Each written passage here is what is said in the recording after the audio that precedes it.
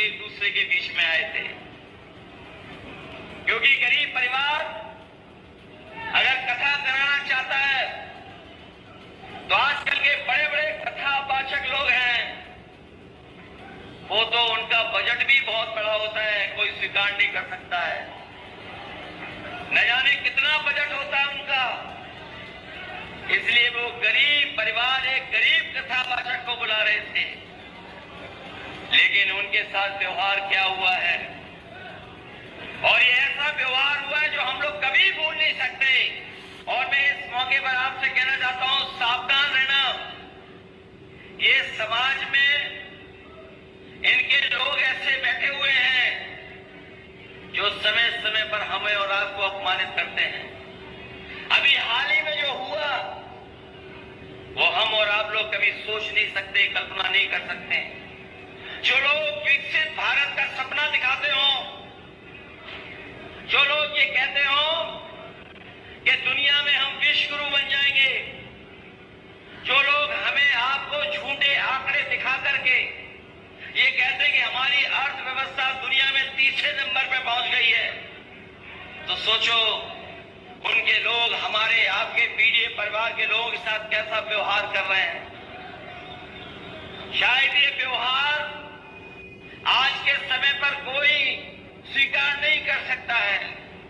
और सच्चाई तो ये है कि कथा के कार्यक्रम में दो गरीब लोग एक दूसरे के बीच में आए थे,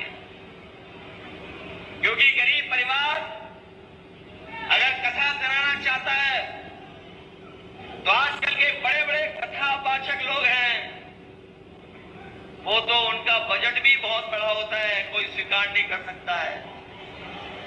न जाने कितना बजट होता है उनका, इसलिए वो गरीब परिवार एक गरीब कथावाचक को बुला रहे थे।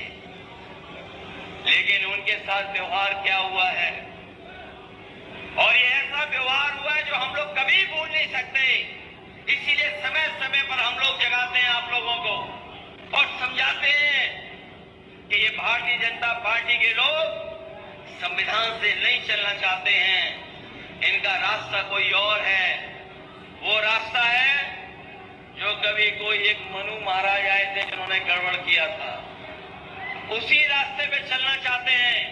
लेकिन पीडीए के लोग, सामाजिक न्याय की स्थापना करने वाले लोग कभी इनका स्वीकार नहीं कर सकते, वो रास्ता कभी स्वीकार नहीं करेंगे। इसलिए हम आपसे कहना चाहते हैं कि ये जिला और आसपास के जितने जिले हैं, समाजवादी आंदोलन से जुड़े हुए वो लोग हैं, वहां के लोग समाजवादी आंदोलन के साथ खड़े दिखाई देते हैं। अगर आजमगढ़ ने 10 में से 10 विधानसभा जिताई, गाजीपुर में भी हम लोग 10 में 10 सीट, वो 5 की 5 सीटें जीते। बगल के अंबेडकर नगर में भी हम लोग 5 की 5 सीटें जीते। और जब लोकसभा का चुनाव आया, जो आंदोलन तैयार हुआ, जो समीकरण बना, जो इंडिया गठबंधन का कार्यक्रम शुरू हुआ, इंडिया गठबंधन जुड़ा और पीडीए की आवाज उसमें जुड़ गई, तो सोचिए कितनी सीटें हम लोग जीते हैं। अभी तक की सबसे ज्यादा लोकसभा की सीटें समाजवादी पार्टी हम लोग मिलकर के जीत गए।